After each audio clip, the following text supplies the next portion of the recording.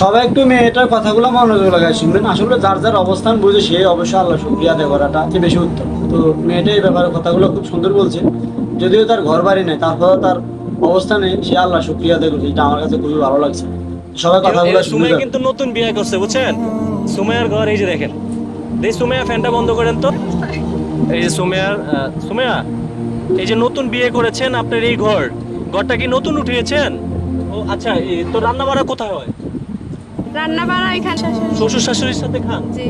এই গরমে থাকেন কেমনে আল্লাহরে আল্লাহ? এখন কি করবো, আল্লাহ গরম দেশে। দেখছেন কত বড় একটা নিঃশ্বাস ফলাইছে। চিন্তা করছেন সুমাইয়া, এটার ভিতরে এসি টেসি হলে ভালোই তো না? আল্লাহ যা রাখছে এতেই আলহামদুলিল্লাহ শুকুর। তাই না? জি। আচ্ছা, এই যে আপনার বাপের বাড়ি কোথায়? বাবার বাড়ি ওই তো এখানে। ওখানেই আছে। এই যে দারুণ আপনি কথা নতুন বলছেন। বিয়ে করেছেন, এই জায়গায় বিয়ে হয়েছে? জি। বাসর কোথায় হয়েছে? এইখানেই হয়েছে। ফুল টুল দিয়ে কি সাজানো